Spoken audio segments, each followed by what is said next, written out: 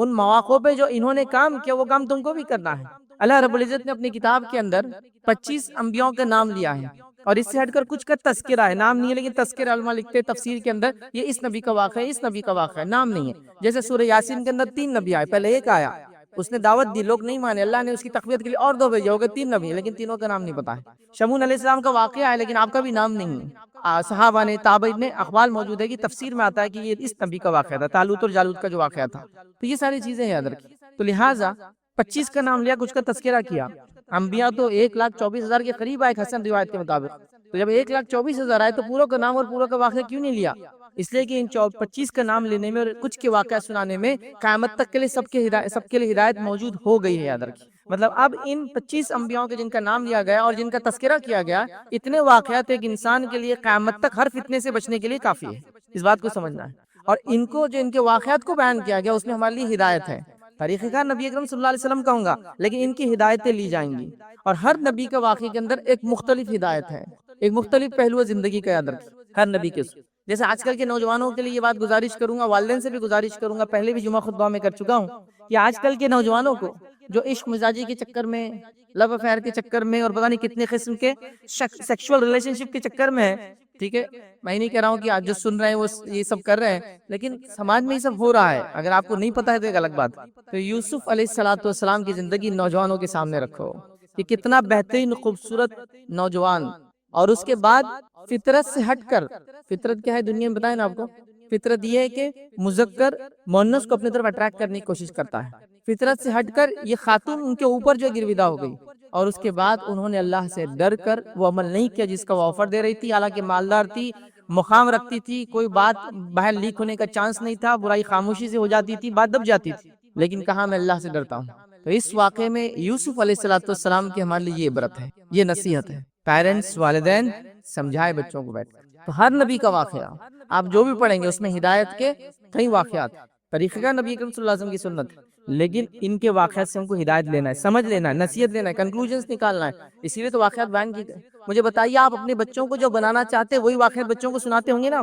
جیسے مثال کے طور پہ ایک آدمی اپنے بچے کو ڈاکٹر بنانا چاہتا ہے تو وہ ڈاکٹرز کے واقعات سناتا ہے، جس نے محنت کی، مشقت کی، راتوں کو جاگا، فلاں کیا، تکلیفیں اٹھائی، پتہ نہیں کیا کیا بیچ کر اپنی تعلیم کو کمپلیٹ کیا، فیس نہیں بھرنے کی وجہ سے 1 سال فیل رہا، بیک لاگ آ گیا، یہ ہوا وہ ہوا، لیکن آج یہ کامیاب ڈاکٹر بن گیا، تو قصے سنائے جا رہے ڈاکٹر کے۔ سائنٹسٹ بنانا چاہے تو قصے سنائے جا رہے سائنٹسٹ کے، ہوتا ہے نا، یہ نیچرل ہے۔ تو اللہ تعالیٰ ہم کو کیا بنانا چاہتا ہے، اس نے وہی کہانیاں، وہی قصے، وہی واقعات ہم کو سنائے۔ اور ویسے اردو زبان میں قصہ جو ہے ایک ایسی چیز کو بولا جاتا ہے جو حقیقت پہ مبنی نہیں ہوتا ہے، حقیقت پہ مبنی چیز کو واقعات بولتے ہیں، لیکن عربی زبان میں اس کو قصص بولتے ہیں، وہی قصہ ہوتا ہے۔ تو اللہ نے سٹوریز سنائی تاکہ ہم ان کے جیسے بنیں، تو انہی سٹوریز میں جس کو فالو کرو، اللہ خود کہہ رہا ہے ایک سٹوری ہے، ایک قصہ ہے، ایک واقعہ ہے، وہ ہے ابراہیم علیہ السلام کا۔ اور ابراہیم علیہ السلام کو واقعے سے ہم کو نصیحت تو لینا ہی ہے، لیکن ابراہیم علیہ السلام کی ایک اور خصوصیت ہے کہ اللہ رب العزت ان کے تعلق سے قرآن میں 2 مرتبہ اللہ رب العزت نے فرمایا، اور یہ دوسری ہی شخصیت ہے نبی اکرم صلی اللہ علیہ وسلم کے بعد جن کے تعلق سے یہ بات کہا گیا یا کہی گئی، یہ دوسری شخصیت ہے۔ آپ صلی اللہ علیہ وسلم کے بارے میں قرآن نے ایک اور دوسرا ان کے بارے میں اور 2 بار کہا کی سورہ میں اللہ رب العزت قرآن فرماتا کہتا ہے قد كانت لكم اسوة حسنة في ابراہیم، کہ اے مسلمانوں تمہارے لیے ابراہیم میں اسوہ حسنہ ہے، اچھا نمونہ ہے، اچھی مثال ہے، ان کو دیکھ کر چلو۔ اور یہ بات نبی اکرم صلی اللہ علیہ وسلم کے تعلق سے بیان کی گئی، اور دوسری شخصیت سے ابراہیم علیہ السلام ہے، اور ان کے بارے میں اس صورت کے اندر 2 بار، ایک کے بعد ایک 2 بار بیان کیا گیا۔ تو ابراہیم علیہ السلام ہم لوگوں کے لیے اسوہ حسنہ ہے، اولئک الذین ھدی اللہ فبہداہ مقتدی کے تحت ہم کو ان کی ہدایت کی اقتداء اور پیروی کرنا ہے۔ تو آئیے ان کے واقعے سے کچھ کنکلوزیو پوائنٹس، ان کی سیرت سے کچھ مختصر چیدہ موتی جس کو کہیں گے وہ آپ کے سامنے آج اس خطبے میں رکھنے کی کوشش کروں گا، تاکہ ہم بھی ابراہیم جیسے بنیں، ان کے طریقے پر چلے، اللہ کو جیسے انہوں نے راضی کیا وہ کرے، جو صفتوں کے وہ حامل تھے وہ سب ہم کرے۔ بہرحال وقت نہیں کہ ابراہیم علیہ السلام کی صفتیں اور خصوصیتیں کیا تھی وہ آپ کے سامنے رکھوں، وہ کبھی موقع ملا تو ہم پھر دیکھیں گے، لیکن آج ہم ابراہیم علیہ السلام کے تعلق سے وہ کارنامے، وہ کام جو انہوں نے کیا ویسے بننے کی ہم کوشش کریں گے انشاءاللہ۔ اور ابراہیم علیہ السلام اتنی اہم شخصیت ہے کہ اللہ رب العزت نے نہ صرف ان کا واقعہ بیان کیا، واقعہ بیان کر کے ان کے واقعے کے اندر سے کچھ چیزوں کو قیامت تک کے لیے ہمارے سامنے جو ہے شاعر بنا دیا، شاعر سمجھتے ہیں، علامتیں اور نشانیاں بنا دیا۔ عمرے اور حج کو جاؤ تو صحیح کرو، یہ ان کی زندگی کے، ان کے بیوی کے واقعے سے لیا گیا ہے۔ ہر سال استطاعت ہے تو قربانی کرو، یہ ان کی زندگی میں ان کے بیٹے کے واقعے سے ہم کو لے کر دیا گیا ہے نا۔ تو ابراہیم علیہ السلام کا اس امت سے بہت یا بے حد گہرا تعلق ہے، یاد رکھیں۔ تو ان کی زندگی کا مطالعہ ضروری ہے۔ اس کے علاوہ ایک اور شخصیت ہے جس کے تعلق سے گزارش کروں گا، موقع ملا تو کبھی ہم دیکھیں گے بھی، وہ ہے موسیٰ علیہ السلام۔ یہ ایک ایسے نبی ہے جس کی پیدائش، قرآن و سنت دونوں ملا کر ان کی پیدائش سے لے کر ان کی وفات اور قبر تک کے تذکرے ملتے ہیں۔ یہ واحد نبی، اور اتنے واقعات ہیں کہ تب کم و بیش ہر بڑے صورت میں ان کا تذکرہ آ ہی جاتا ہے، تو گویا یہ بھی بڑی اہم شخصیت ہے۔ اور اس کے بعد کوئی نبی ہے جس کا تذکرہ اس کے بعد ہے تو ابراہیم علیہ السلام ہے۔ پھر تو ہمیں ابراہیم علیہ السلام کی زندگی کو نمونہ بنانا۔ آئیے آپ کی زندگی سے جو واقعات ہم کو ملتے ہیں اس میں سب سے پہلا واقعہ ہم کو ملتا ہے، ابراہیم علیہ السلام نے خوب جد و جہد کی اور توحید کی دعوت لوگوں کو دی، اور حق اور باطل کے خلاف حق پر جم گئے۔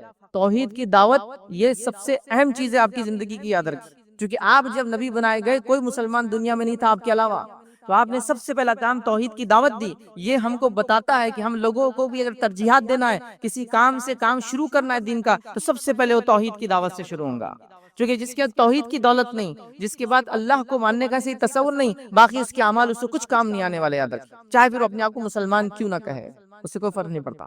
تو ان کی زندگی سے سب سے پہلی چیز جو ہم کو ملتی ہے وہ توحید کی دعوت ہے، اور حق پہ جم جانا اور برائی کے خلاف اڑ جانا، یہ آپ کی سیرت سے، آپ کی زندگی سے ملتا ہے۔ تو ہم بھی یاد رکھیے توحید کی دعوت لوگوں کو دے، توحید کا پیغام انسانیت تک پہنچائے، توحید کا پیغام اپنی بھائیوں مطلب مسلمانوں میں پہنچائے، توحید کو لے کر ہر جگہ ہم پہنچے، یہ سب سے اہم مشن تھا۔ اسی کے تحت نبی اکرم صلی اللہ علیہ وسلم بھی بھیجے گئے تھے، اور اسی مشن کو لے کر صحابہ پوری دنیا میں نکل گئے تھے، اور یہی ان کا اصل مقصد تھا، ایک اللہ کی طرف لوگوں کو بلانا، اللہ کی بندگی کی طرف لوگوں کو بلانا، اور شیطان کی بندگی سے ان کو نکالنا۔ اور شیطان کی بندگی کیا ہے؟ ہر وہ چیز جس کی عبادت اللہ کے ساتھ یا اللہ کے علاوہ ہوتی ہے وہ شیطان کی بندگی ہے، وہ طاغوت ہے، یاد رکھیے۔ تو طاغوت یاد ہر نبی کا پیغام تھا کہ انہوں نے طاغوت کو چھوڑنے کا حکم دیا، فاجتنبوا الطاغوت، طاغوت کو چھوڑنے کا اپنی قوموں کو حکم دیا۔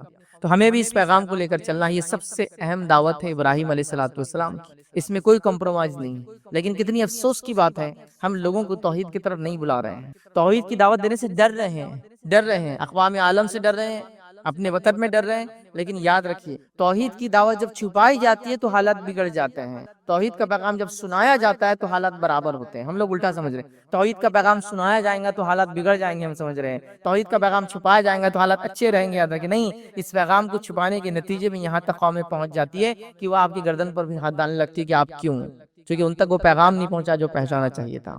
تو ابراہیم علیہ السلام کی زندگی اسی کا نمونہ ہے، پوری سیرت ہم نے دیکھی، اس میں واقعات بھی دیکھی۔ تو توحید کی دعوت اور حق پر اڑ جانا اور باطل کے خلاف کھڑا ہو جانا، یہ ابراہیم علیہ السلام کی زندگی سے ہم کو ملتا ہے۔ ابراہیم جیسے بنو، توحید کی دعوت دو، حق پر ڈٹ جاؤ اور اڑ جاؤ، اور حق کو لوگوں تک پہنچاؤ، باطل کی فکر نہ کرو۔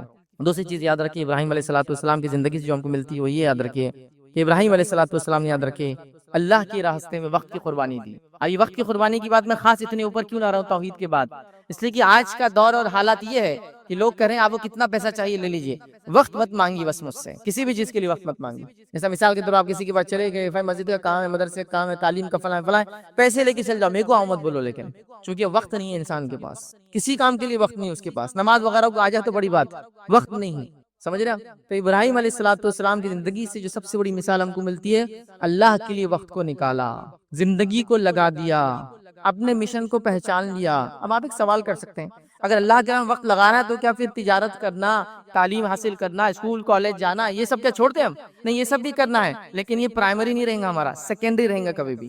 ہم نے کیا ان تمام چیزوں کو پرائمری کر دیا، خالی وقت بچ جائے تو پھر دیکھیں گے دین اور شریعت اور تعلیم اور تربیت اور اخلاقیات، وہ دیکھیں گے بعد میں۔ تو ہم اس کو سیکنڈری پریفرنس دے رہے ہیں، شریعت چاہتی ہے اس کو پرائمری پریفرنس دے، کیونکہ باقی چیزیں تو خود بخود آنا شروع ہو جائیں گی۔ اس کے نتیجے میں یاد رکھیں کہ دنیا کی مثال ایک سائے کی جیسی ہے، اگر تم اس کے پیچھے بھاگو گے تو یہ کبھی ہاتھ میں نہیں آنے والی ہے۔ دیکھیے آپ لائٹ ہے اور آپ چل رہے اور سایہ آگے چلتا ہے آپ سے، آپ پکڑنے جاؤ اس کو، آتا ہے آپ کے ہاتھ میں کبھی؟ بچے کھیلتے ہیں دیکھیے سائے سے، لیکن وہ کہتے ہیں دنیا سے منہ پھیر کر اللہ کی طرف پلٹ جاؤ، دنیا خود تمہارے پیچھے آئیں گے، جیسا آپ سائے کے پیچھے بھاگو گے سایہ ہاتھ نہیں آتا، پلٹ جاؤ اور چلنے لگو روشنی کی طرف، سایہ خود بخود دیکھو پیچھے آتا ہے تمہارے، تو دنیا پیچھے آئیں گی پھر تمہارے۔ صحابہ، تابعین، تبع تابعین، سلف صالحین اس کی مثال ہے، جب انہوں نے دین کو سب سے اہم جانا تو دنیا دوڑ دوڑ کر پیچھے آئی، قدموں پہ لوٹ لوٹ کر آئی، کہ پریشان ہو رہے تھے کہ بھائی اس کو جھٹکنا ہے، یہ حالت تھے، یاد رکھیں، یہ حالات تھے، یاد رکھیں، اور ایسا ہی ہوا، یاد رکھیں۔ دنیا آتی ہے جب انسان دین پہ چلتا ہے، ہم کیا سمجھ رہے ہیں وقت نہیں دیں گے دین کو اور دنیا میں زیادہ وقت دیں گے تو دنیا ڈیولپ ہو جائیں گے، نہیں، ایسا نہیں ہوتا ہے۔ وہ ہم سے پہلے لوگوں کی مثالیں لے لو آپ، نبی اکرم صلی اللہ علیہ وسلم کی بات سے لے کر تقریباً 14ویں یا 15ویں صدی تک لے لو آپ، مسلمان جب دنیا دین میں آگے تھے تو دنیا میں سب سے آگے تھے، یہ نمونے بن گئے تھے انسانیت کے لیے، اور جب دین کو چھوڑا تو دنیا میں بھی سب سے پیچھے ہو گئے، تو اس بات کو آپ سمجھ لو، اس بات کو ہم سمجھ لیں، اور واقعات بھرے پڑے ہیں ایسے کہ جب دین پر لوگ چلے دنیا ایسی آئی جس کی کوئی انتہا نہیں۔ عمر ابن خطاب رضی اللہ عنہ کا دور ہے، اور عمر ابن خطاب رضی اللہ عنہ کے دور میں بچے جو ہے مدینے کی گلیوں میں کھیل رہے ہیں، اور ایک تاج ہے اس کو پیر سے دھکا دے رہے ہیں، جو وہ رول ہو رہا ہے نیچے کی طرف رول ہوتے جا رہا ہے۔ عمر ابن خطاب رضی اللہ عنہ رک کر پوچھا وہ کس کا تاج ہے یہ جس سے بچے کھیل رہے ہیں؟ تو کہا قیصر کا تاج، خسرو کا تاج ہے، پرشین امپائر کا جو ہیڈ ہوتا تھا، یاد رکھیے یہ اس کا تاج ہے۔ مدینے میں بچے اس تاج سے کھیل رہے ہیں، یاد رکھیے۔ تو یہ حال تھا جب دین میں آگے بڑھے تو دنیا پیچھے آئی، دولت پیچھے آئی، تجارتیں پیچھے آئی، تعلیم تربیت سائنٹیفک انوینشنز پیچھے آئے، سب آیا پیچھے۔ جب ہم نے سمجھا یہ باقی چیزیں مین ہے، تعلیم میں آگے بڑھو، سیاست میں آگے بڑھو، اقتصادیات مطلب اکنامکس فائنانس میں آگے بڑھو، فلاں میں آگے بڑھو، دین کو بعد میں سیکنڈ پریفرنس، تو پھر دنیا بھی ہاتھ سے گئی، دین بھی ہاتھ سے چلا گیا۔ تو ابراہیم علیہ السلام نے وقت کو اللہ کی راہ میں قربان کیا، جوانی، بچپنا، جوانی، ہر چیز، بڑھاپے تک، اولڈ ایج تک بہرحال اللہ کی راہ میں خدمت کرتے رہے، سفر اور کیا کچھ نہیں کیا، بہرحال واقعات بھرے پڑے ہیں۔ تو وقت دیجیے اللہ کے لیے، کیونکہ یہ اصل چیز ہے جو انویسٹ کر سکتے ہیں آپ، اور اسی کا بدلہ آخرت میں ملنے والا ہے، یاد رکھیے۔ اور وقت کیا چیز ہے، یاد رکھیے، گزر جاتا ہے، واپس نہیں آتا ہے، اسی لیے اس کو عربی میں عصر کہا جاتا ہے۔ عصر کہتے ہیں ایسی چیز کو جو گزر جائے تو واپس لوٹ کر نہ آئے، جیسے کہ آپ نے نیمبو کو لے کے نچوڑا، ایک بار نچوڑ لیا، اس کو بولیں گے عصر، اب واپس ڈال سکتے ہو اس رس کو اندر؟ نہیں۔ جانور کا دودھ دھو لیا، اس کے تھن سے نکال دیا، واپس ڈال سکتے ہو؟ اب نہیں، اس کو بولتے ہیں عصر۔ اسی لیے زمانے کو بھی گزرتے ہوئے کہتے ہیں عصر، چونکہ گزر جاتا ہے تو واپس نہیں آتا ہے۔ تو یہ رائٹ، سب سے اہم، سب سے موسٹ امپورٹنٹ انویسٹمنٹ آپ جو کر سکتے ہوئے اللہ کی دین کے لیے وقت لگائیے، نمازوں کے لیے، تلاوت قرآن کے لیے، دینی تعلیم حاصل کرنے کے لیے، دین لوگوں کو سمجھانے کے لیے، دینی باتوں کو سیکھنے اور سکھانے کے لیے، پرائمری وقت ہمارا اس کے اندر لگے۔ بعد میں آپ کام بھی کرتے رہیے، مجھ سے کوئی روک نہیں رہا، لیکن وقت لگائیے دل کے ساتھ، مجبوراً نہیں۔ تو ابراہیم علیہ السلام نے اپنا وقت لگا دیا، اللہ رب العزت نے ان کو دنیا کا امام بنا دیا، ایسی شخصیت بنا دیا۔ بہرحال تیسری چیز جو ابراہیم علیہ السلام کی زندگی سے ملتی ہے، یاد رکھیے، جان اور مال کو اللہ کی راہ میں قربان کر دیا، جان اور مال سب قربان کر دیا، اپنی جان لگا دی اللہ کی راہ میں، اپنا مال لگا دیا اللہ کی راہ میں۔ ایک آدمی کے بارے میں تصور کیجئے، دنیا کے مختلف علاقوں میں صرف اللہ کے دین کی دعوت دینے گھوم رہا ہے، تو جان مال سب لگ رہا ہے نا، جو بھی ارننگز اور انکمز آتی ہوں گی خرچ کر دیتے ہوں گے۔ انبیاء علیہ السلام لوگوں کے اوپر بوجھ نہیں تھے، بیٹھ کر نہیں کھاتے تھے، یاد رکھیے۔ انبیاء علیہ السلام نے علی الاعلان اپنی دعوت میں کہا ہم تم سے کوئی اجر دنیا کا نہیں چاہتے ہیں، ہمارا اجر اللہ کے پاس ہے۔ تو کوئی بھی نبی یاد رکھے ڈیپینڈ نہیں تھا کسی پر، حالانکہ اتنا موسٹ امپورٹنٹ ورک کر رہے تھے۔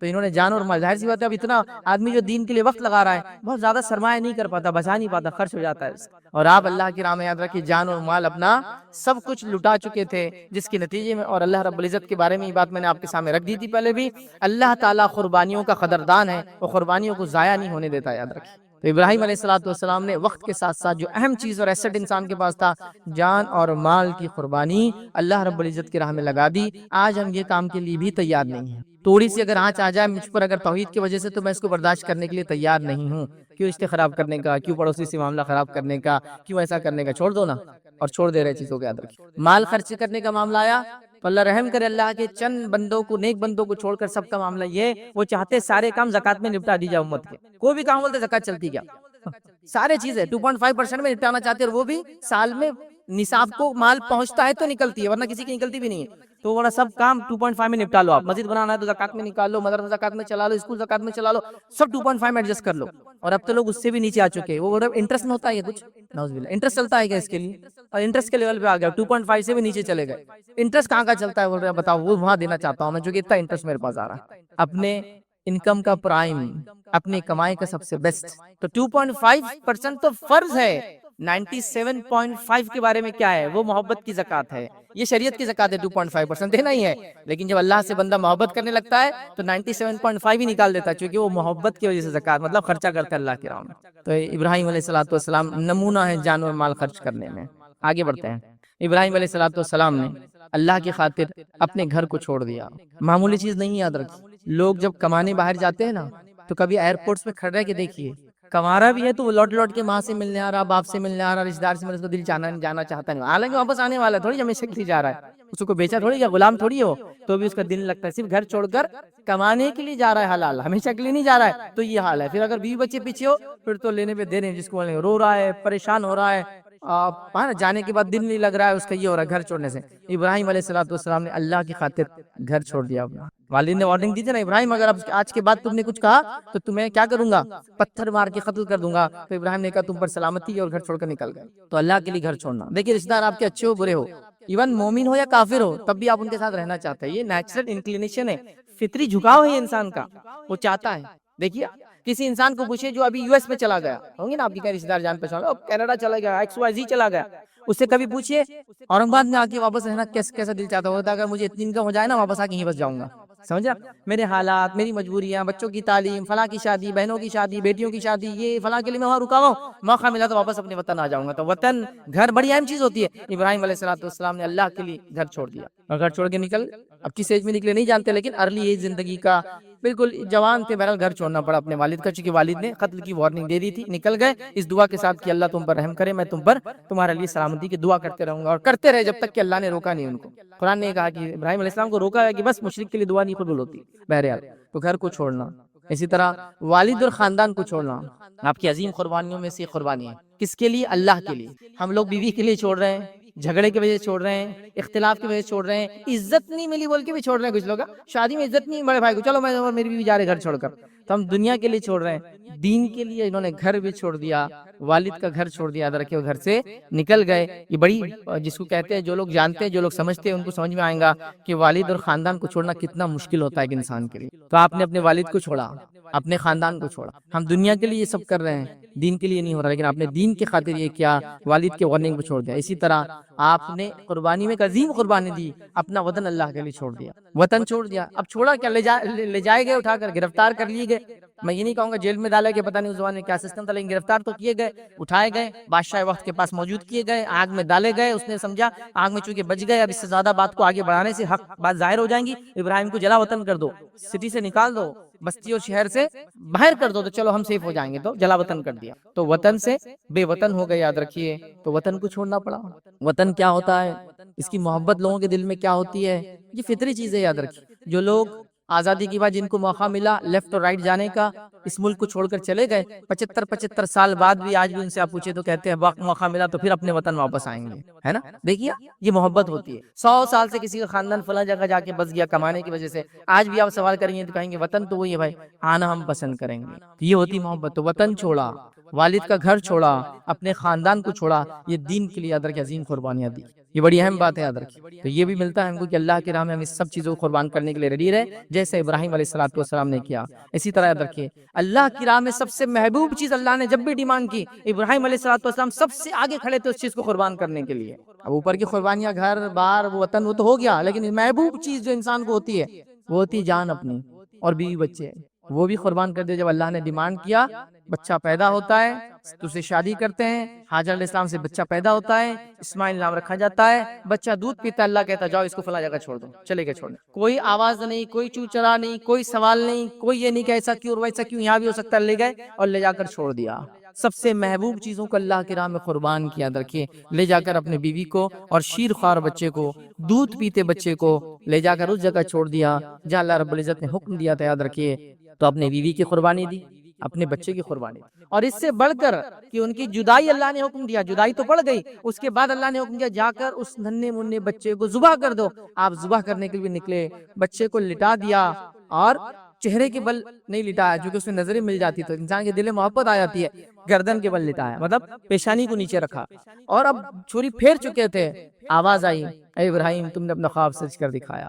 اللہ کو قربانی انسان کی نہیں چاہیے تھی، اللہ وہ جذبہ دیکھنا چاہ رہا تھا، تو ابراہیم نے وہ جذبے کو بھی پورا کر دیا کہ جہاں بیوی بچوں کی الگ کرنے کی قربانی دی، وہیں اس قربانی کے لیے بھی ریڈی ہو گئے کہ اگر ذبح کرنے کا فزیکل سینس میں اللہ حکم دے کہ ذبح کر دو تو میں وہ بھی کر دوں گا اللہ کے لیے، تو ہر چیز قربان کر دوں۔ تو ابراہیم علیہ السلام کی زندگی یہی سکھاتی ہے۔ آج ہم جانور کو ذبح کرتے ہیں تو جانور کو ذبح تو کر رہے ہیں، لیکن قربانی کا جذبہ ابھی بھی نہیں جاگا ہے۔ جانور کو تو ذبح کر رہے ہیں لیکن قربانی کا جذبہ ابھی بھی نہیں جاگا ہے۔ بازو کے جانور نے میرے جانور کے اس میں چارے منہ ڈالے تو اس پہ جھگڑا چل رہا ہے، اور یہ جانور کو اللہ کے نام میں پورا قربان کرنے والا ہے، لیکن قربانی کی یاد، قربانی تو دی جا رہی ہے، لیکن حال کیا ہے، قربانی اللہ کے راہ میں دی جا رہی ہے، چمڑے کو کسی کو دے دیا جا رہا ہے چونکہ ہم کو اس کا استعمال نہیں آتا ہے، گوشت پورا کھا لیا جا رہا ہے۔ وہ بھی تو جذبہ جاگے کہ پھر غریبوں کو، مسکینوں کو، محتاجوں کو، بے سہاراؤں کو، اور ہمارے نان مسلم برادران جو یہ کھاتے ہیں ان تک پہنچاؤں تاکہ وہ اسلام سے قریب آئے۔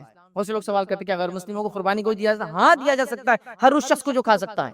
یہ محبت بڑھانے کا اچھا موقع ہے، کھاتا ہے کھلاؤ، بلاؤ، تحفتاً دو، یہ بڑی اہم بات ہے یاد رکھیے۔ تو بہرحال یہ بھی حصہ ہے یاد رکھیے۔ تو قربانی یاد رکھیے ہم کو سبق دیتی ہے کہ ابراہیم نے جیسے اپنے وقت کی، جان کی، مال کی، وطن کی، بیوی کی، بچوں کی، سب چیز کی قربانی دی، تو میں بھی جانور کے گردن پہ چھری پھیر کر یہ اعلان کرتا ہوں کہ میں بھی اس جذبے کے ساتھ اللہ تعالیٰ میں قربانی دینے کو آج بھی ریڈی ہوں، جیسا ابراہیم جب ریڈی تھے۔ یہ اس کا پیغام، یہ میسج ہے قربانی کا۔ اب رسمی قربانی تو باقی ہے، رسمی سمجھتے نا، ایک کسٹم ہے، بس چوری پھیر دینا ہے، بس کیسے کیا بس نہیں معلوم، بات کرتے تھے ہم کو بھی کرنا ہے، جذبہ نہیں جاگا، وہ بات دل میں نہیں آ رہی کہ یہ تو آخر نتیجہ ہے، یہ تو جسو کہیں گے بالکل پیک اور چوٹی ہے جو ہم کر رہے ہیں، لیکن اس کے پیچھے ایک بیک گراؤنڈ اور پوری کہانی ہے جس سے مجھے اور آپ کو نصیحت لینا، اللہ کی راہ میں جان، مال، بیوی، بچے، سب چیز کی قربانی دینا، یہ واقعہ ہے۔ تو ہم نے ایک رسمی قربانی تو لے کرنا چاہیے، میں اسے انکار نہیں کر رہا ہوں کہ کوئی رسمی طور سے کرتے رہے، یاد تو رہیں گا، لیکن ریئل میسج کو بھی یاد کیجئے نا۔ صرف جانور کی گردن پہ چھری پھیرنا ہے تو کئی لوگ پھیر رہے ہیں، ایسے کئی مذاہب میں اس کی اجازت ہے، کر رہے ہیں وہ اپنے معبودوں کو خوش کرنے کے لیے۔ ہم اللہ کو خوش کرنے کے لیے کرتے ہیں، لیکن اللہ کو خون اور یہ جو جانور کا یہ گوشت وہ نہیں پہنچتا ہے۔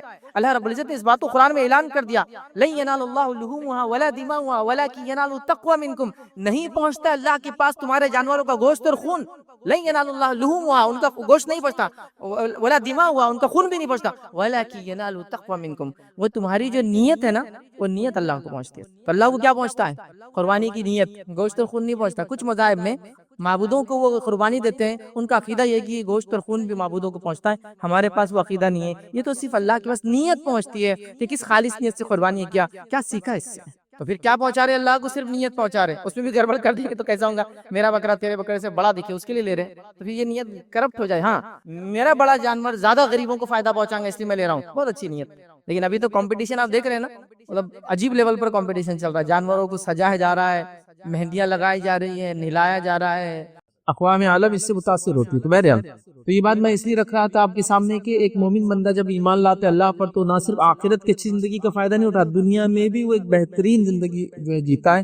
تو آئیے ہم نے کچھ پوائنٹس پچھلی مرتبہ دیکھے تھے، تقریباً 8 اصولی باتیں میں نے آپ کے سامنے رکھی تھی، جس میں ہم نے سب سے پہلے ایمان اور عمل صالح، دنیا کی بہترین زندگی کا طریقہ یاد رکھی، اس کے بعد ہم نے نماز، یقیناً یہ سب عنوان سب ٹاپکس کا تعلق دنیا اور آخرت دونوں سے، اس کے بعد ہم نے دیکھا تقوی، توبہ اور استغفار، اس کے بعد دیکھا تھا دعا، اور پچھلے جمعہ ہم نے ذکر، شکر اور صبر، یہ باتیں لی تھی، اور یہ 8 اصول ہم نے دیکھ لی اب تک بہترین دنیا کی زندگی کے، اور ہر نقطے میں، ہر اصول کے اندر ایک دنیا کی مصیبت یا پریشانی حل ہوتی ہے یاد رکھیے جب بندہ اس کو اختیار کرتا ہے۔ تو آئیے آج بھی 3 نکات رکھوں گا، اور انشاءاللہ جیسے ہمارا آج کا لاسٹ سیشن ہوگا اس دنیا کی بہترین زندگی کیسے حاصل کرے، یا فلاں اعمال کے دنیاوی فائدے، تقوی کے دنیاوی فائدے، صبر کے دنیاوی فائدے، ایسا بھی آپ سمجھ سکتے ہیں میرا۔ تو اس میں آخری 3 نکات میں آپ کے سامنے آج رکھوں گا، جس میں انشاءاللہ جو 9واں نقطہ آپ کے سامنے 9واں اصول رکھوں گا، جس کی وجہ سے ایک مومن بندہ دنیا کی بہترین زندگی پاتا اور آخرت میں کامیابی پاتا ہے، یاد رکھیے۔ اور یہ نقطہ خاص طور سے ان کے لیے زیادہ مفید ہے جس میں دشمن جن لوگوں پر سوار ہو، شرارت پسند لوگ آپ کے خلاف شرارتیں کر رہے ہو، یا پھر لوگ آپ کے خلاف ہتھ کنڈے چل رہے ہو، چالے چل رہے ہو، جس سے آپ خوف زدہ ہیں، آپ پریشان ہیں، تو پھر کیسے اس سے نکلے؟ چونکہ ظاہر سی بات ہے خوف زدہ انسان دنیا کی اچھی زندگی نہیں پا سکتا ہے۔ ایک پریشان کن انسان کو ہم یہ نہیں کہہ سکتے کہ دنیا کی اچھی زندگی جی رہا ہے، حالانکہ اس کے پاس دولت، روپیہ، اولاد سب کچھ ہو، لیکن وہ دل سے اگر پریشان ہے، اس کو ڈر ہے دشمن کا، تو کیسے جیئے گا؟ تو ظاہر سی بات ہے، تو یہ نقطہ یاد رکھیے، بڑا اہم نقطہ ہے کہ دنیا کی بہترین ایک اچھی زندگی حاصل کرنے کے لیے جس میں امن، امان، دشمن کا ڈر انسان کو نہ ہو، کسی کی چالوں سے وہ نہ ڈرتا ہو، اور وہ نقطہ یاد رکھیے اللہ پر توکل۔ اور اسی نقطے کا تعلق انسان کے رزق سے بھی ہے۔ میں دونوں باتیں انشاءاللہ، ویسے توکل کے کئی فائدے ہیں تو میں لیکن آج صرف 2 رکھوں گا، جو کہ دنیا کی اچھی زندگی ہم لے رہے ٹاپک، وہ ہے کہ امن و امان والی زندگی، اور دوسرا اچھا رزق ملے گا اگر انسان اللہ پر ویسا توکل کرے جیسا توکل کرنے کا حق ہے۔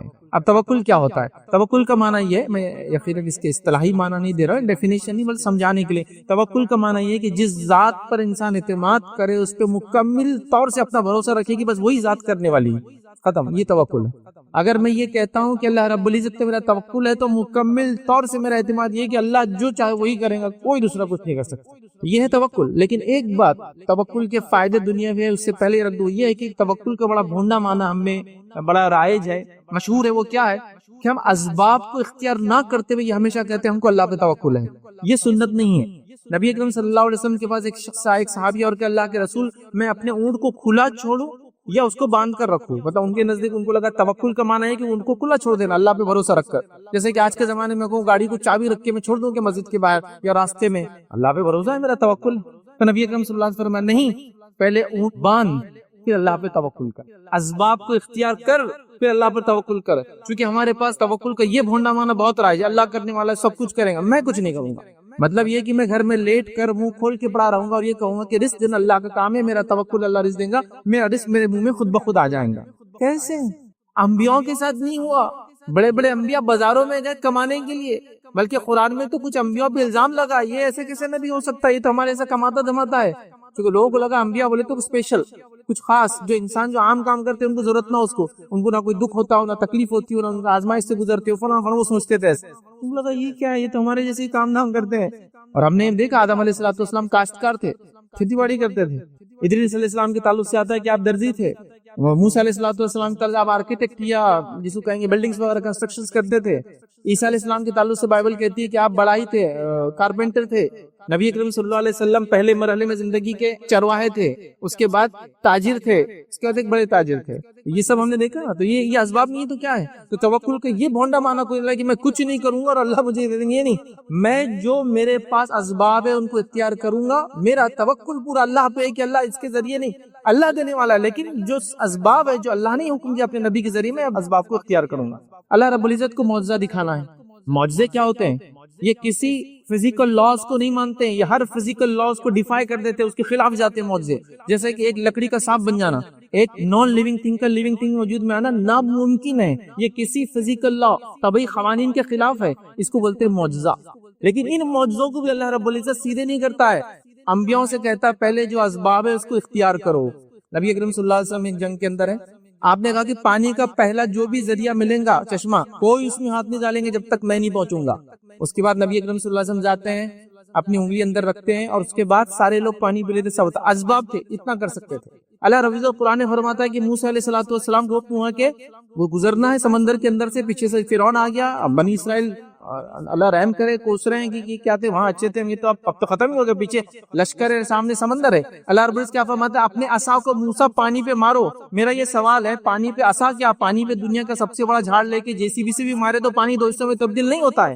لیکن یہ اسباب تھے جو موسیٰ اختیار کر سکتے, تو کہا موسیٰ پانی پہ اپنا عصا مارو تو سمندر 2 حصوں میں تبدیل ہوا. اللہ چاہتا تو کیا سمندر کو 2 حصوں میں تبدیل نہیں کر سکتا تھا؟ نہیں. لیکن اللہ نے کہا جو سبب تمہارے پاس ہے پہلے اختیار کرو, نتیجہ اللہ کے ہاتھ میں. تو توکل کا یہ معنی کوئی نہ لے میں کچھ نہیں کروں گا اللہ دینے والا, یہ معنی ہے ہی نہیں, کسی نے نہیں لیا یہ معنی, انبیاء نے بھی یہ معنی نہیں لیا. تو لہٰذا یہ بڑا بھونڈا معنی ہے. اس کے نتیجے میں پھر کیا ہو رہا ہے, دشمن سے کون بچائیں گا, اللہ پہ توکل. ارے ہاں اچھی بات ہے, کوشش کر رہا نا میں دعا, دشمن کے ہتھیار میں کیڑے پڑ جائیں, ہتھیار میں کیڑے پڑ دیں گے, پاگل بات ہے. یہ چل رہا ہے توکل ہمارے پاس, یہ معنی نہیں تھا. نبی اکرم صلی اللہ علیہ وسلم زندگی اس کی الٹ ہے پوری, یاد رکھیں. بہرحال خیر ابھی موقع نہیں کہ پورا توکل پہ ہم ڈسکشن کریں.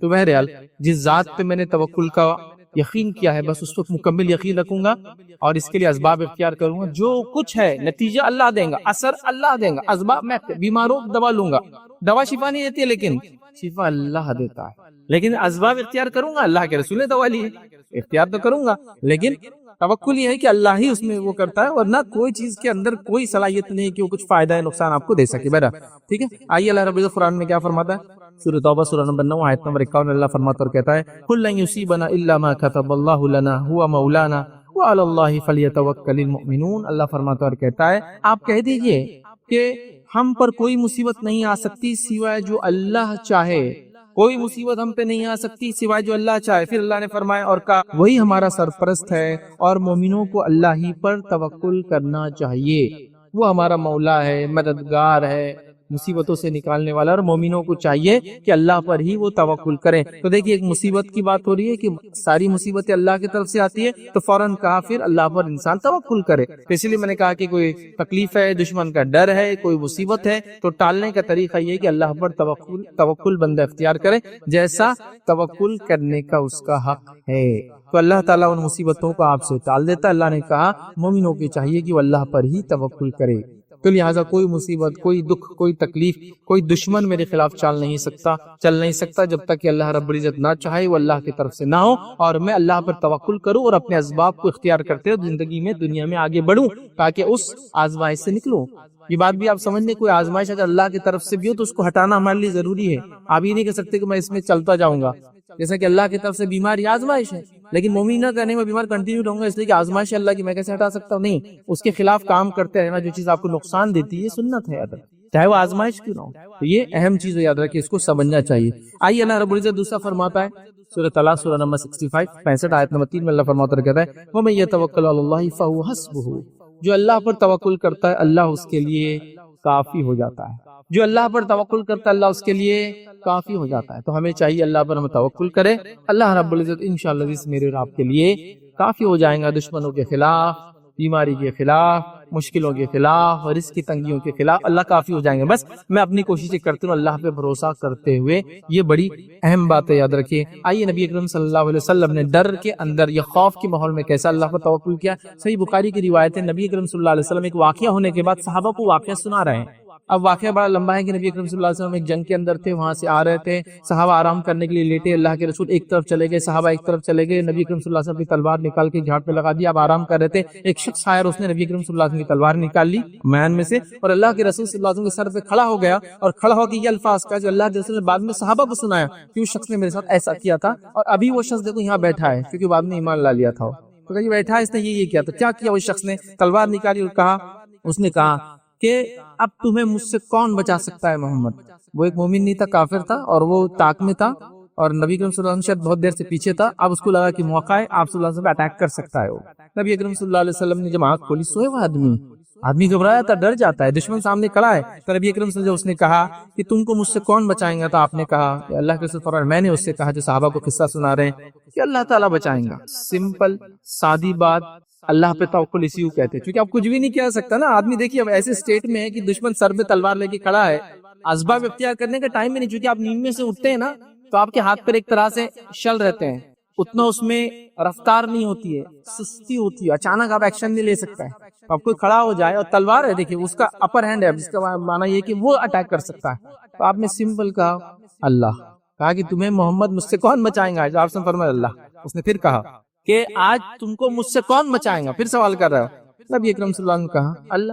اس کے بعد اس کے ہاتھ سے تلوار گر گئی اور وہ ایک طرف جا کر بیٹھ گیا. پھر اللہ کے رسول نے قصہ صحابہ کو سنا اور کہا وہ دیکھو بیٹھا ہوا ہے وہ جو ابھی یہ کہہ رہا تھا. مطلب نبی اکرم صلی اللہ علیہ وسلم کے توکل کو دیکھ کر وہ پست ہو گیا. یار یہ آدمی ڈر نہیں رہا، میں اس پہ اٹیک کرنا، اس کو مارنا چاہ رہا ہوں اور یہ کر اللہ بچائیں گا. مطلب یہ واقعی میں اللہ کا رسول ہے جو ڈر نہیں رہا ایسی حالت میں بھی، یہ نہیں کہہ رہا بچنے کو بھاگ نہیں رہا.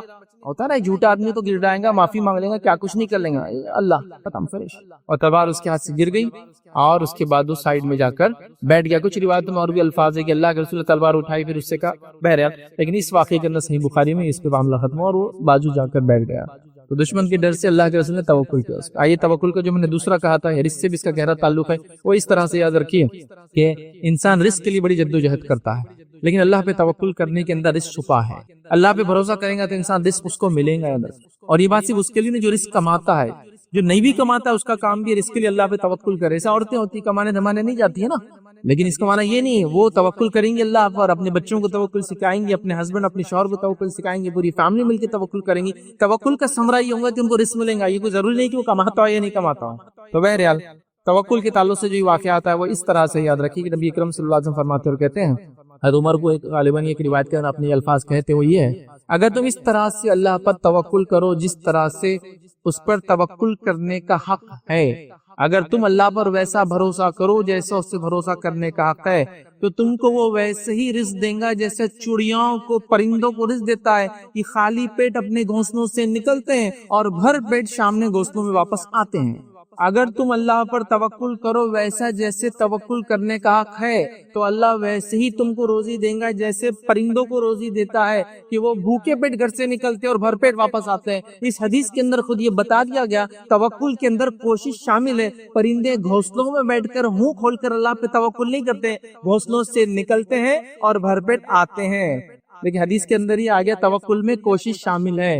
مطلب گھر سے نکلو، اللہ تعالیٰ کا ذمہ ہے تمہیں رزق دینے کا، اور جب تک اپنے رزق کا آخری نوالا میں نہیں کھاؤں گا، میری قضا، میری تقدیر مجھ پہ غالب نہیں آئیں گی، موت مجھ پہ نہیں آئیں گی، وہ آخری لقمہ مجھے ڈھونڈتے ہوئے آتا ہے، پھر اس کے بعد ہی میں مروں گا. سمجھ رہے آپ؟ تو لہٰذا ان کوشش مجھے کرنا ہے، کیونکہ مجھے معلوم نہیں میری تقدیر میں کیا ہے، میں کوشش کر رہا ہوں. تو پرندے بھوکے نکلتے ہیں بھر پیٹ آتے ہیں. صحابہ آئے مکہ سے ہجرت کر کے مدینہ، صبح نکل رہے تجارت کے لیے، شام اپنی رزق لا رہے. حالانکہ انصار چاہ رہے کہ اپنا دے ان کو، لیکن وہ کہہ رہے بھائی ضرورت نہیں دینے کی، ہم کوشش کرتے ہیں. توکل یہ ہے ادا. تو لہٰذا اللہ پہ توکل کرے تو دشمن کا ڈر بھی ختم ہو جائے گا انشاءاللہ، اور رزق کا جو مسئلہ ہے وہ بھی ختم ہو جائے گا. لیکن کوشش شامل ہے. معاملہ یہ ہے آج کل کہ میں اٹھ کے عصر میں جا کے بزنس کھولوں گا، پھر کہوں گا عشاء تک کوئی تجارت نہیں ہو رہی ہے، بزنس میں برکت نہیں آ رہی ہے، رزق میں تنگی ہو گئی ہے، شاید پڑوسی نے جادو کر دیا ہے، واہ واہ واہ واہ، کوئی جن بھوت میرے پیچھے لپٹ گیا، واہ واہ. مطلب جن بھوتوں کو کوئی دوسرا کام ہی نہیں، جادوگروں کو کوئی کام ہی نہیں ہے، بس دن رات بس آپ کے پیچھے لگے ہیں، بس آپ کو برباد کرے، آپ کی تجارت برباد کرے. بھائی ان کے بھی کام دھندے،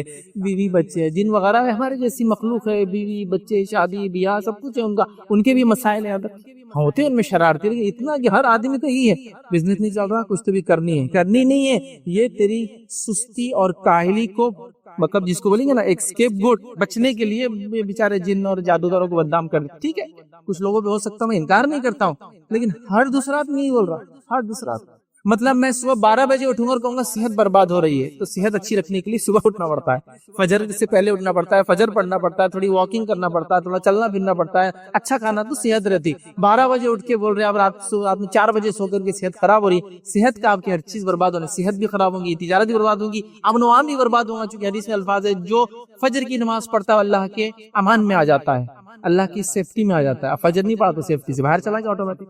بہرحال کوشش ضروری ہے، تو توکل اصل ہے. 10واں اصول جو آج ہم دیکھیں گے، یاد رکھیے، جو دنیا کی بہترین زندگی کے لیے وہ اصول یاد رکھیے. قناعت پسندی. قناعت پسندی کا معنی ہوتا ہے جو مال میرے پاس ہے، جو ریسورس میرے پاس ہے، میں اس پر مطمئن ہوں، بس اطمینان ہے میرا بہت ہے، جو بھی میرے پاس. بولتے قناعت پسندی مطلب مال و دولت اور اسباب کی کمی کے بعد بھی انسان کہے کہ الحمدللہ سب کچھ اچھا چل رہا ہے. کوشش کرتے رہنے کا الگ بات ہے، وہ شکر میں ہم نے سب دیکھ لیا، اس میں بھی کوشش تو کرتے رہیں گے کہ حالت بدلے، وہ ایک الگ بات ہے. لیکن ابھی سچویشن پہ ہم الحمدللہ مطمئن ہے جیسے گزر رہے ہیں، اور اللہ کا شکر ادا کرتے ہوئے آگے بڑھتے رہیں گے انشاءاللہ. تو قناعت پسندی، کم مال میں خوش رہنا، یہ عنوان، یہ ٹاپک بڑا اہم یاد رکھیے. کم مال میں انسان خوش رہے، کم ریسورسز میں خوش رہے. کیونکہ آج کل بڑوں اور بچوں میں خاص طور سے جو ریلز اور شارٹس کی عادی ہے، وہ ایسی ایسی چیزوں کو دیکھتے ہیں جس پر ان کی قناعت پسندی ختم ہو گئی ہے، بلکہ اپنے ماں باپ سے سوال کر رہے ہیں بھائی میرے پاس یہ کیوں نہیں ہے، وہ بچہ کیسا یہ چیز استعمال کر رہا ہے. تو وہ قناعت والا مادہ نکل گیا. اور قناعت پسندی کو صحابہ اس معنی تک لیتے تھے کہ کئی صحابہ کو جب اللہ کے رسول سے زندگی میں کہا کہ اللہ کے رسول کو ایک نصیحت کیجیے تاکہ میں زندگی بھر اس کو تام لوں، تو کہا کسی کے سامنے ہاتھ مت پھیلانا، کسی سے مت مانگنا، جو دوسروں کے پاس ہے اس سے بے نیاز ہو جانا، جو ہے سیٹسفائیڈ. آج کل وہ جو میں نے کہا نا، یہ دور ہے، دنیا میں کیا ہو رہا ہے وہ دکھ رہا ہے ہر جگہ سے. تو آدمی قناعت پسندی کے خلاف ناشکری کلمات ادا کر رہا ہے، قناعت کے خلاف. بچے بڑوں سے سوال کر رہے ہیں، ان کا بچہ یہ کرتا ہے تو بھائی میری سچویشن بیٹا یہ ہے، تم اس کے اعتبار سے بات کرو، نہ بڑوں کو سمجھ، نہ چھوٹوں کو سمجھ، نہ بیوی کو سمجھ، نہ شوہر کو سمجھ. ہے نا، کبھی مرد بھی ایسے ہوتے ہیں جو بھکاری ہوتے ہیں، بیوی کے گھر والوں سے منگا رہے ہیں، اور ان کا مسئلہ قناعت پسندی کا. کبھی عورتوں کا معاملہ ہے کہ شوہر لا کر دے رہا ہے لیکن وہ سرٹیفائڈ نہیں، میری بہن تو ایسا جیتی ہے، تمہارا بھائی تو ایسا جی رہا ہے، ہمارا پڑوسی تو 2 چاک سے 4 چاک مطلب 2 ویلر سے 4 ویلر چلا گیا ہے، ایک چھت سے دوسری چھت پڑ رہی ہے، اپنی تو ابھی تک 3 کی چل رہی ہے، تم سود پہ پیسہ نہیں لے سکتے کیا، تم بھی رشوت لو، رشوت کیا وہ حلال ذریعہ انکم کا، وہ بھی ہم اس لیے کہ الگ الگ خیاس آ رہی ہیں، اپنی دلیلیں، اور بس قناعت کے خلاف. یاد رکھیے گا ایسا کرپٹ معاشرہ پھر ہم دیکھ رہے، اسی کو انتہا نہیں. تو لہٰذا ہم قناعت پسند بنیں گے، جو کچھ اللہ نے دیا مال و دولت نعمتیں اس پہ اپنے مطمئن رہیں گے اور شکر ادا کریں گے اور آگے بڑھتے رہیں گے. یاد رکھیے ٹھیک ہے، کم مال میں خوش رہنا، اس کو ہم کہیں گے قناعت پسندی ہے. صحیح مسلم کی روایت ہے، اللہ کے رسول صلی اللہ علیہ وسلم نے کہا تم اس شخص کی طرف دیکھو جو دنیا کے اعتبار سے تم سے کمتر ہو، اور اس شخص کی طرف مت دیکھو جو دنیا کے اعتبار سے تم سے بڑا ہوا ہو، کیونکہ اس طرح تم اللہ کی نعمتوں کو حقیر نہیں سمجھو گے. مطلب قناعت پسندی اختیار کرنے کا طریقہ یہ ہے کہ اپنوں سے نعمتوں میں کم لوگوں کو دیکھنا، اپنے سے نعمتوں میں زیادہ لوگوں کو نہیں دیکھنا چاہیے. اس سے قناعت پسندی آ جاتی ہے. جیسا اگر میں یہ کہوں کہ میرے پاس تو کوئی گاڑی ہی نہیں یار، اس کو دیکھو 2 ویلر پہ گھوم رہا ہے، تو میں نے اس کو نہیں دیکھنا جس پہ 2 ویلر پہ گھوم رہا ہے، میں نے اس کو دیکھنا جس کو اللہ نے پیر بھی نہیں دیے، اور کہنا الحمدللہ اپنے کو پیر ہے اپن چل سکتے. تو اس سے آتی ہے قناعت پسندی. اب ناشکری کیسے آ رہی ہے؟ اس کے پاس تو 2 ویلر، اس کے پاس 4 ویلر، اس کے پاس فلاں ہے، میں کیسے رہوں گا؟ بس پھر وہ ناشکری شروع ہو جاتی. تو اللہ کے رسول طریقہ بتا رہے قناعت پسندی اختیار کرنے کا. تم دنیا کی نعمتوں میں، دنیا کیا دین میں نہیں کہا، دین میں ہم کو اوپر والوں کو دیکھنا ہے، دنیا میں ہم کو نیچے والوں کو دیکھنا ہے۔ ہمارا اصول پورا الٹا ہے، ہم دین میں اپنے سے نیچے والوں کو، جیسے آپ کو بولے بھائی 5 وقت نماز پڑھو، ارے فلاں مولوی صاحب کا بچہ 3 وقت پڑھتا، ہم تو 4 وقت پڑھتے، اس سے زیادہ ہے۔ دین میں اپنے سے نیچے والے کیوں دیکھ رہے ہیں ہم؟ اپنے سے اوپر وہ 5 وقت پڑھ کے تہجد پڑھتا ہے، وہ میرا آئیڈیل ہے، میرے کو اس سے آگے جانا ہے۔ اور دنیا میں اپنے سے پیچھے والے کو دیکھنا ہے، تو ہمارے پاس دین میں اپنے سے پیچھے والے کو، ہاں فلاں اتنے بڑے مولوی ان کی بیوی پردہ نہیں کرتی تو ہماری بیوی نہیں کرتی، اس کو آپ نے اپنے لیے دلیل بنایا جو کمتر ہے ایمانی اعتبار سے بولیں گے یا اسلامی عمل کے اعتبار سے۔ تو ایمانی مطلب اسلامی اعتبار سے آپ دین میں اپنے سے اوپر والوں کو دیکھیں، دنیا اپنے سے نیچے والوں کو۔ تو یہاں پہ اللہ کے سے بتا رہے ہیں کہ تم نیچے والوں کو دیکھو، اس سے خناعت پسندی آتی ہے۔